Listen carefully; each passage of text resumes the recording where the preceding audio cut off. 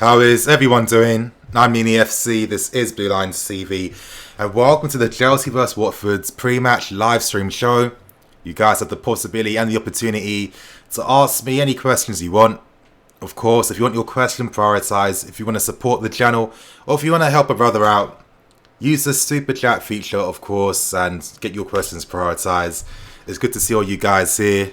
Don't worry, I've got the lineups here, of course, every single time. But yeah, hopefully the mods are here. Hopefully the mods are here because you know what's going to happen. You're going to get the chat completely destroyed by all the spam and stuff. So hopefully the mods are about.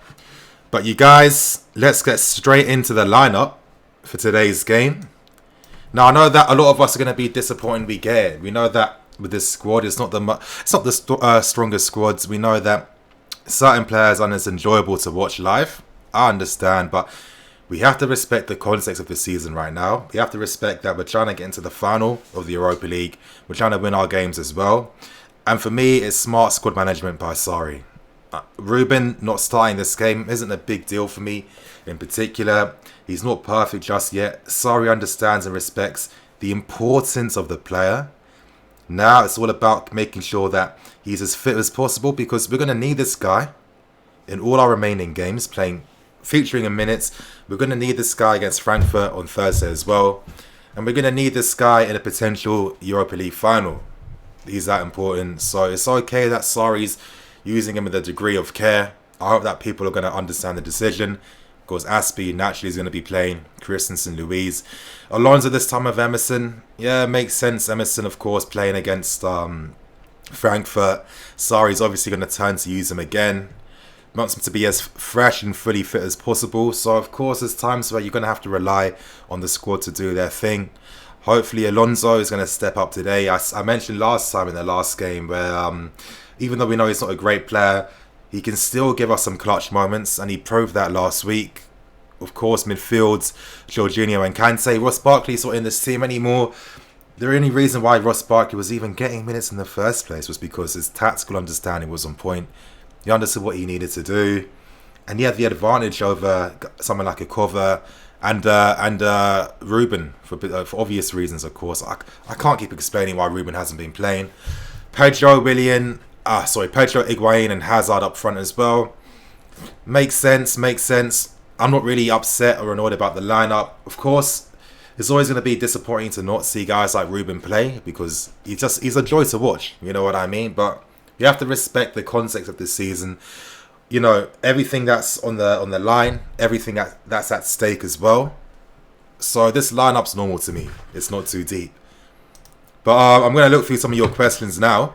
As I did mention, if you want your question prioritized, of course, use the super chat feature for that.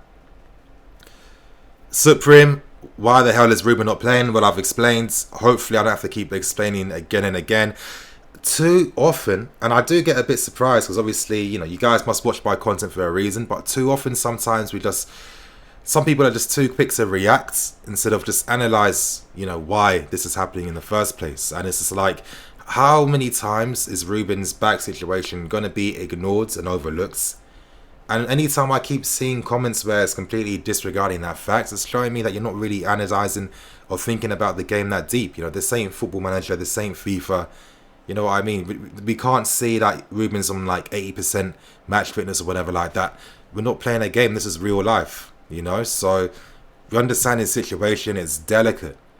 Everyone, like, honestly, if Sarri used Ruben the way people want him to, he won't be playing anymore because he'd probably be out with an injury.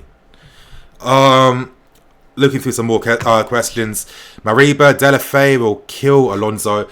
I'm wondering if Watford are using a two-striker system because Delafeu, it's not been a surprise, but ever since he's been playing in a more central role alongside a striking partner, his form has gone to another level. It has made him play even better. I'm curious if Watford are using a two-striker system. Delafeu likes to kind of play in behind and a bit close to Dini. Of course, he'll have license to roam at times. Hey, Jalaba's going to be here. Great to see that Jalaba's going to be playing against us at Stamford Bridge. Of course, if you guys didn't realise, Jalaba came on last summer to do an interview with me.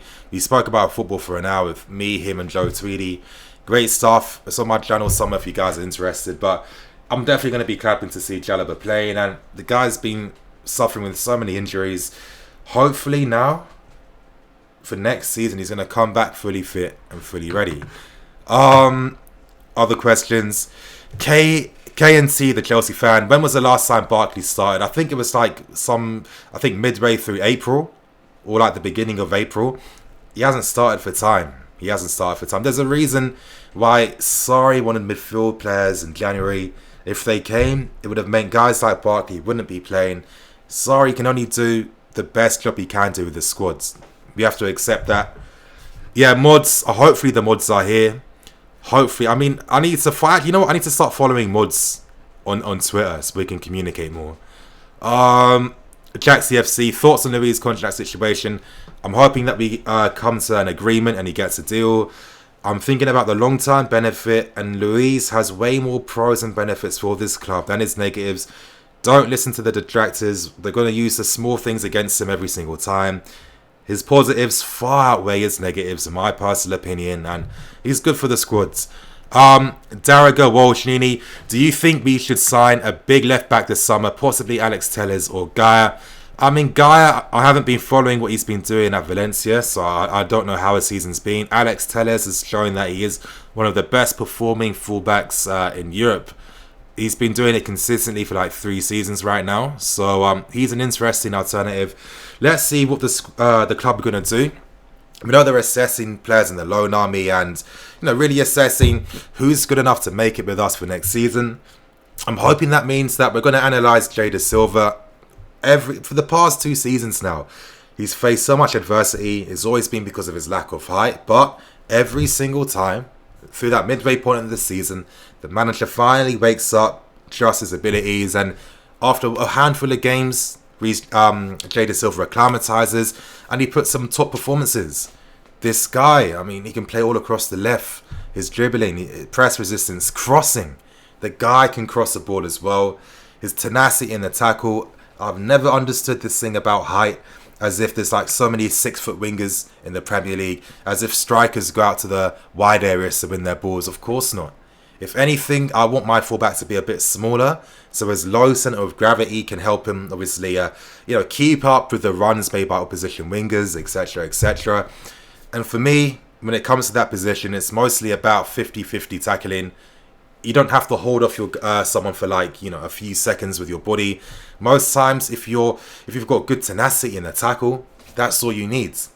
Jada Silva is a risk the club should take. He can definitely work in this system. Let's hope that we've got the balls behind the scenes to really, make that brave decision and get him involved in the squad for next season. But my predictions for today's game, we need to win. There's no excuses. I'm not going to accept any draw. I'll be disappointed if we do. If we don't get a win, expect me to be very disappointed in the match review. No excuses anymore. 2 more games left. Hazard's potential final Premier League game at home. Of course, he'll be playing against Frankfurt this Thursday. We need the 3 points, you guys. We need it.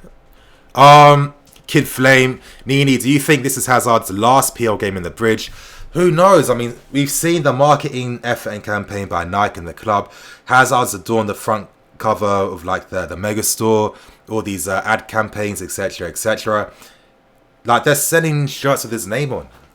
And it would be a bit disingenuous for me if the club knew this guy's off anyway and they're trying to make as much money as possible before he's gone.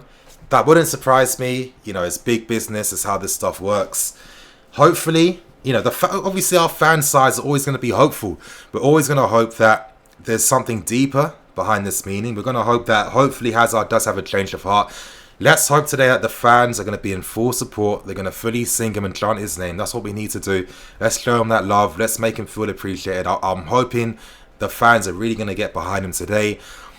Of course, we're all going to cross our fingers and hope that even the smallest chance that Hazard is going to stay for next season, it's not looking too likely. But until I see Hazard in a Real Madrid shirt being confirmed officially, I'm always going to be hopeful that there's a possibility that he might stay. Thoughts on Haller? I spoke about him in the preview. I went into detail talking about the player. So if you want my thoughts, I suggest you watch my Frankfurt preview. But he's a good mobile target man. He's an interesting player. Who else? Tala. NiiNii, we aren't chanting for Hazard today. Instead, Samok Sari, our fans, will chant for Gary Cahill. Hey, you're being cynical, but I think it's a bit justified in this particular context. I'm hoping there's going to be enough time today to release a news daily video later today, or maybe get it ready in time for tomorrow. I've got some thoughts and opinions on Cahill. I wonder if any of you guys remember some of the comments I've made about him beforehand in regards to his mentality and the pressures he faces. I thought that interview with him and Matt Law was very illuminating. I thought that, it gave us some more context in regards to, how things run behind the scenes in the club, how Cahill's viewed, how he's viewed his time here. And one thing I've always thought about the player is that I've always felt that he's had confidence issues because he's never felt good enough. I see it all the time. I remember when Conte was in charge, we were using the back three system. David Luiz in particular, and sometimes Aspie, would constantly be gestating. I messed up that word, but they were constantly on his back every single time, telling him where to go, where to make the pass, etc., etc. Obviously, I've always been of the belief that Cahill maybe didn't believe in his abilities as much. Maybe he didn't feel he was as good to be playing in the squad. And I mean, you could kind of see it in regards to how he reacted to adversity. Whenever issues happened, he was kind of very defensive, liked to deflect a lot. It's interesting. It's interesting, to hear my concrete views. Wait for me to do that video, hopefully today, later tonight. But I'm not really surprised. Of course, the timing's a bit interesting. It makes me think. I'm guessing Cahill's not telling Matt Law, listen, Matt Law, today I want you to release this article. I'm sure it's the Telegraph making their own independent decision in regards to when they're going to release that story. I guess a lot of us had the impression that maybe Cahill was a bit of a leak and a mole. I'm going to be surprised by that. We've seen that Matt Law has been quite defensive over Cahill as well. I'm sure that they've developed a bit of a relationship, obviously very understanding. Reading the interview, it felt like Cahill really trusted Matt Law, and this is why he was more expressive and more confident to give his honest thoughts and takes. But I mean, there's one reality for me that isn't right, and it's not the first time that a manager's done this at this club or in football in general. When you're not communicating to the player. Now, in defence of the manager, the argument could be made that he's already made Cahill very aware of his stance on the player and why he feels he isn't suited to this style of football. But at the same time, we know that with managers in particular in this industry, how they treat players in these matters doesn't tend to be the greatest. Times where Conte's done it, times where Mourinho's done it with guys like De Bruyne. For example, De Bruyne famously, Mourinho telling De Bruyne, listen, you're sixth choice. If Mata goes, you're going to be fifth. This type of bullshit happens in football every single time. It's not right. So I'm not going to defend Sarri for not communicating more with the player. But at the same time, I guess from his perspective, Sarri has his own issues to worry about. He's thinking about his own future. I think we can all agree that Cahill just doesn't suit this style of football whatsoever. I thought Cahill was quite defensive in that interview, talking about how, he's adapted to every system. But you haven't ever played a style of football where we use a high line. Sometimes you have, but not in this particular system. Your passing, you need to be very good with it. There's a lot more responsibility in how you move the ball and how you use it. And he's shown time and time again that he's not a very press-resistant player. He doesn't pick the right passing options. A lot of times his passes normally put people under pressure. He just doesn't suit this style of football. Now, he had the possibility to leave. He had offers from abroad, from Fulham as well. Decided not to, maybe for family reasons, we're not too sure. But it's looking like maybe he might be leaving for next season. Football's it's a harsh game. We know it is. I'm not defending it. I don't defend how harsh football is. I think sometimes it's a bit too over the top. It's a bit too hyper masculine for no reason sometimes, in my personal opinion. I don't really see most of the players as being hyper masculine, so I never really understood that culture and why it still exists how it does today. But yeah, again, there's so much to this story. I'm going to talk about it later on after the match review. But I'm getting back to answering people's questions. As I said, if you want your question prioritized, send a super chat because it's impossible for me to go through everyone. King in the North, why is Ruben not starting? I'm not even going to explain that. I still, to this day, I'll never get those comments. I just won't get it. Your homie. Okay. Tom Weiser, no one knows if Hazard's agreed a deal, just don't say things yet. Luke Lombardi, should Sarri start Reece James next season or is another loan? Listen, Reece James is coming back next season. I don't think he needs another loan. Darian Raza, if we win the Europa League, then Hazard would stay. I don't know. Musa, we need more defenders and midfielders and a quality Hazard replacement. Okay. Andy Salmon, Tuchel has been linked with us. Not sure if it's just rumours as well. It's gonna be rumours. Jaheim Vincent, yep. Suleiman Suwa, Nini, do you think Kovacic should stay at Chelsea? I've given my thoughts and opinions on this, and I think I gave very logical takes, to be honest. Sarri is going to be our manager for next season, most likely. If he's going to be here, that means we're going to continue to play his style of football, if you want to accept that or not. And if we're going to be potentially continuing the same style of football, maybe it makes some sense to keep a player that's already worked for a year under the system, that has versatility in the fact that he can play across the midfield three. And when you take into account that if Sarri is staying, it most likely means that we will be having Champions League football for next season. It should make you realise that we've got a lot of games for next year. 60, potentially 70 games. So it just gives more, it just makes more sense for me why we should keep Kova for next season. The guys are going to be first team. Think of the squads. Think of all our competitions for next season. And think of him understanding what Sarri expects from him tactically. Okay, sound of price. Your thoughts on Mitchie Bats coming back? I would sell him. At this point. Use the money, reinvest it back in other areas. Dan, how you doing, Dan? Yo, Nini, which of the rest of the top 6 bench players would get in our first team? Mahrez is interesting. There's definitely some players out there where if we're not able to get our first, second, or third choice options, there's 4th and 5th choice options out there that could do something. You know, when you consider guys like Malcolm, you consider guys like Mahrez. Could Mahrez turn down not coming for us? Not coming to us? I don't think he could. I think he could still work, in my personal opinion. But I do have a super chat. Thank you, Simon King, for backing it, man. Supporting Blue Lions TV for the continual excellent content. Thank you. And it's been this type of support. It's been the comments, which I read every single time. It's been giving me more motivation to really boost my quality. Now, of course, I'm considering the competition, obviously respectfully. You know, I'm happy that everyone's doing well with their own channels. But, you know, I do want to... I've got aspirations of trying to be the best Chelsea channel. And to do that, it means I have to step up, I have to improve visuals, content, make you guys happy. And, you know, it's definitely been motivating. So, thank you, Simon King, for backing it, man. Lorenzo Lopez Nini, who's your favourite Chelsea player of all time? Ooh, it's hard. When it comes to my favourite of anything, if that's movies, music, foods, whatever, I don't have favourites. I've got tiers. Some of my favourite players for me have been guys like, obviously, Drogba, Terry. Obviously, I like Louise as well. There's a few guys that I do like and rate.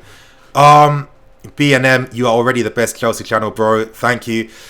For me, the channel's still not in my 100% image I want right now. Once I get it to that state in time for next season, that's when I'll start to feel a bit better about what I'm doing. But thanks for that, man. Emmanuel, Drogba, Derek Frimpong, Nini brother. If Kova leaves, who would your list of potential replacements be? And who would be a potential great left back? Love your stuff, bro. Thank you. If Kova leaves, I mean, you know, but players that have versatility in their game. Barella, would I be surprised if he made another effort for the guy in the summer? I wouldn't be too surprised. We're looking at Bruno from Brazil. He's been stepping up a lot in 2019. No surprise that a lot of big clubs are interested in him. His qualities, how he plays, how he moves the ball. You know, I told you guys about someone I know from Brazil. He works for Sporting Recife in like a executive position at the club. He gives me a lot of good insight into Brazilian football and players that are stepping out. He was of high praise of Real Madrid's new signing from Porto.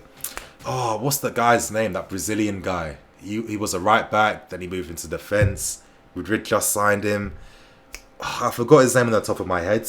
But he used to gas this guy every single time. Now he's a Madrid player. He's in high praise of Bruno, so that should be interesting. Thank you, Javan Jarrett, for the super chat, man. This whole Kale thing is him sabotaging the team. I don't think so, because I don't think Kale's not telling Matt Law or the journalists, listen, release this article before the game. I'm sure it would have been released at any point. I could even understand the context because, this is the final home Premier League game. If Kale doesn't play, it means that, he hasn't really done anything in the Premier League this season. So I can even understand why it would be released. Do I think it's sabotaging anything? Me personally, I don't think it's sabotaging anything whatsoever. But, I don't know. Sometimes I think that it's good. We have to, respect the honesty from the players. I'd rather read about honest takes and impressions of a player on how he feels at the club, how he feels about his teammates, his manager, etc., etc. I don't want us to be in some sterilized football worlds where we just constantly keep getting all these PR answers, PR interviews, PR, this, that, safe. I'd rather see the brutal honesty. So I respect Kale for that. We don't have to agree with him, but me personally, I don't think it's sabotaging anything. Musa, any thoughts on the new kit? I think it's something that I might grow to like more and more. When I first saw it, I was a bit skeptical. The more I keep seeing it now, it's not too deep. I like to understand why they went for such a brave design choice. I think it's still a tiny bit corny, this thing about, all the previous stadiums, etc., etc. I thought the ad campaign was even cornier. And I think this is why a lot of people weren't really messing with it, because it's when have we ever sold that image as a club that we're we're about it? You know what I mean? We understand youth culture, we understand London culture, etc., etc. We've never done that. Now, I'd understand if this was the campaign for next season, if we rely on our English guys like your Mounts, Hudson-Odois, your Rubens, your Reece James, coming back, wearing these new garms, trying to sell the new image. That would make sense, because I've been talking about the club needs a revamp image-wise. But when you're doing it with guys like Aspie in the background and, all these London fashion college students, models, whatever, coming in, doing this, doing that, it's a bit disingenuous to me. It didn't really sell anything to me too greatly. But I think the kit, let's see. I think we'll grow to like it a bit more. You know what I actually might do? Maybe I might even try and do a giveaway. I think it's about time that, I've been doing this for this is my 3rd season doing Blue Lions TV. I think it's about time I stop being a cheap ass and do a giveaway. So this summer I'll get one of them running, and I'm sure when I do a giveaway, most of you guys are gonna like the kit even more. Okay, Tyler, does it frustrate? The commentators are so misinformed about Jorginho, constantly saying everything has to go through him, which shows, the commentators, especially the English ones, are pretty useless. Let's be serious. Back when they were playing football, it wasn't this tactical. Football wasn't that deep. These men used to go pub before the game and go pub after the game. They weren't on point with their diets whatsoever. The landscape was completely different. They don't get it. So it's kind of crazy to me that, they still spout their football opinions. We all know that it's impossible for anyone to consistently watch every single team, to understand every single team's nuances and details. But these guys don't even make the effort. I can imagine so vividly that it's some guy on work experience who's producing notes for these men 5 minutes before the game starts or before they go on TV. They read it. They might quickly go through social media to see what the fans are saying, and then they'll spout whatever. But I think at this point in time, I think we should all be on top of what they're doing and not take them too serious. Thank you, Jordan Ball, for the super chat, man. Top 5 striker targets for next season. Top 5. Wow. I don't even think I've thought of 5 players like that. I think Jovic for me. Now, when the reports came out, I was kind of smiling a bit. I know a lot of people were commenting, "Oh, yo, Nini, don't you know that Real have just signed Jovic? Yo, Nini, ain't you seen this?" But you guys, you read Mundo Deportivo, you read AS, you read Marca. I'm not gonna get into that, but yeah, Jovic for me is a priority number one. I'd pay any money for him. If they said they want 80 million, I would pay it. I think Joao Felix is quite interesting. I've always liked forwards that are comfortable playing across different positions, are comfortable, with their mobility to receive the ball in different areas in the pitch, while still bringing that same quality. Joao Felix could be interesting. It could be very interesting. What other strikers are doing bits right now? I think Sebastian Haller's decent. Ideally for me, he'd be someone I'd sign alongside a top striker. But I like Sebastian Haller, decent in the air, good dribbling ability, very strong, very intelligent movement. He's someone that could be developed over time, and I think stylistically, he has similarities in Drogba's game. Obviously not as good, but stylistically. Timo Werner, I mean, that's the thing. I kind of like my forwards to have a bit more in their game. This is why I've never really cared too much about Icardi. Yeah, he'll get you goals, but then you got to sacrifice everything. You got to play everything to Icardi to score for you. You do that if you're like a top 6 club, like Inter. You know what I mean? But when you're a big one, I feel like unless you're Ronaldo, Messi, you can't be letting Icardi do whatever he wants. There was a guy I really liked this summer, Lautaro Martinez. It's no surprise to me why he's playing over Icardi right now, because someone at Inter realised, maybe having a striker that can defend, that can press, that can play people in, and can beat a man is maybe a bit better than just having someone that scores goals and does absolutely nothing afterwards.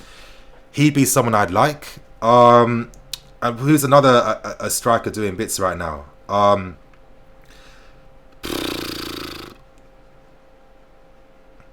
That's all I can think of right now, man. But thank you for the super chat. Oh, Zaha. I think Zaha. Yeah, Zaha. Worst came to worst, I consider him for the centre forward position. He won't get you 25 goals, but I think in regards to his goal scoring contributions, I definitely think he'd get 20. Other questions. Adam Wong, do you think we'll see much false 9 next season? I don't think so. I mean, most times we've relied on false 9 has been due to our strikers being dead. So that's the reality to that. Okay, Lamar, Thomas, Nini, we need 2 fullbacks if we're going to play Sarri. Aspie should partner Rudiger next season? Absolutely not. By now, we've seen Sarri for basically nearly a year now. By now, we should understand the importance of defenders that can play out from the back. We know Aspie is the least press resistant. We know that he's the least technical out of our defence. And we see him constantly lose the ball. So why would anyone think that Aspie playing as a defender alongside anyone is going to help us? He's not the greatest in the air against a physical striker as well. I mean, no. Absolutely not. Okay. Predictions. I'm going for a 2-0 win. 2-0. It has to be. Coconut Warrior. Thoughts on Matt Miazga? He's doing better at Reading right now. I think, again, he's a player that just needs stability somewhere. That's it. So far, he was decent in Holland. Nonce wasn't too great of an experience for him. Now he's doing bits at Reading, taking on a leadership role. The players respect him, being their best defender. But yeah, he just needs consistency in his career right now. What else? Other questions, let me answer. As I said, you guys, if you want your questions prioritized, do send a super chat. It does make my life a bit easier too, because it's easier to focus on questions. What other questions are there? I'm going to scroll up a bit. We are the most middle class club, 1000%. But that's obviously, the Premier League has just become a lot more middle class. Now, football should be accessible to everyone, but at the same time, they are pricing out maybe like the lower class. But I don't even like saying lower class stuff. Ugh, it just sounds like such icky words. But they're making it harder for fans that have been more die-hard supporters of the club to be able to afford to go to games all the time. Like, I remember, throughout the season, for example, Man City fans have been really criticised a lot for their support of the club. Obviously, when they had that game in Wembley, they didn't have so many fans there. But then you got to think, number one, we know that the wage disparity is not the same up north as it is in London. How many games do Man City play because they're a big team? It's impossible to be able to afford to go to every single game. Are people implying that people should sacrifice their money that they use for their family and to live and to eat for football? Come on now. But this is what they want, though. This is what they want, with all the advertisers coming in, wanting more money. Middle class people are more likely to buy stuff, I assume. And if you market like a family safe image about football towards these types of people, they're more likely to get invested. But at the same time, when that happens, there's a detriment in the stadium because the atmosphere ain't the same. And I think it's a combination of a lot of these older diehard Chelsea fans getting older now. If you're 60, you can't be going crazy anymore. Let's be serious. And a lot of people that aren't as invested as traditional fans. But that's just my take on it. What other questions? Piatek, is decent. Belotti, nice. Depay, nah, he doesn't score enough goals for me. Ben Yedder, he's interesting. I like that profile of player. Max Young, our transfer ban is almost certainly staying. I mean, but having it regardless. It's gonna come regardless. What we're trying to do is to postpone it for at least one window. That's it. Bitcamp, I saw Pulisic playing yesterday. He runs, dribbling, finishing, passing in tight spaces was good. Yeah, I heard his performance was good. I mistakenly retweeted some tweet about him playing as a right back. Good that someone came to correct me and let me know. Saw his goal, 6th minute against Werder Bremen. Great solo effort. I'm not going to sound cynical, but let's consider some things. Werder Bremen haven't been too great this season. And obviously, there's a bit more space to play against an opposition like that. That doesn't take away from the responsibility from him, scoring that goal, his overall play to create that. For me, Pulisic is going to be a project. He's not going to be good enough to make like a massive impact straight away. But I think he'd be an interesting project. I'd give him about 3 seasons. In his first season, it's going to be about adapting, understanding things. Second season, the experience from his first season will be developed more and he'll express himself even more. And third season, that's when you'd like to see him stepping up. Is he going to be like a potential world-class player? Or is he just going to be a good squad player to have? And either way, I don't think we're missing out on too much. I think it's a great move actually by the club to get him. After thinking about it even more, he does have good potential. Let's not take that away from the player. He does have good potential. He's at a very young age and working alongside Asari, who we've already seen, his methods have helped improve some of the young players we have already. Shows that Pulisic could find a new level in his game. Of course, it's going to be great for the American audience as well. They've got someone they can relate with a bit more. It should help us generate more money in shirt deals and sponsors. And as I told you guys last time, my friend Ollie actually brought up a very good point about how our new kits for next season are very similar to the American flag, red, white and blue. If you're seeing Pulisic playing in those types of colours, that's surely maybe in a subliminal psychological way is going to make maybe the average American fan more inclined to want to support Chelsea or follow up on how Pulisic is doing, or maybe buy a shirt with his name on. Imagine all the kids getting involved in soccer in America. Wow, Pulisic playing for Chelsea, I can do this. You see what happens. So I think the move made a lot of sense. I think Pulisic is going to be interesting to see. I'm definitely learned to have an open mind now on the deal. I'm not as cynical anymore. So let's see what the guy does. Javan, thank you for the super chat, man. Next year, James Zuma, Koulibaly and Silva. What Silva are you talking about? I'm surely not Thiago Silva. Oh, Jada Silva. I understand. Koulibaly, I don't know if we really need him. For me, defence has been the least of our issues. I think when you look back at the players that can come back from their own army, it's going to improve our defence as a team exponentially. I'm happy Zuma's finally starting to get credit. He's been one of those guys where, for some reason, he's been doing bits in the league for a while now, but no one's taking note. I don't get it. I really don't. But it's finally good to see that people are respecting him for the footballer he is. Yeah, don't worry about that. The ATAL news. The ATAL news. You know, the guy from Nice. I'm gonna have that video up. Don't worry about that. Football 4K. I follow this channel for a long time. I remember it was a. Yeah, I've grown. Yeah, thanks a lot, bro. I appreciate that, man. NiiNii, would you take Heung-min Son at Chelsea? I mean, he's not going to leave us, leave Spurs to come to us, but I rate him. I think Son's one of those guys that every fan just likes. I think he's a very good player. At first, when he first went to Spurs, I was a bit cynical on the move. I was like, why would this guy leave Bayer Leverkusen to go to Spurs? But again, you know, I like to get proven wrong. And he's a fantastic player. I mean, his performances against Man City, for example, great player. Okay, Javan, thank you again, man. When Zuma got hurt that day, I cried a little. I remember that game, I think, against United, when he got the injury.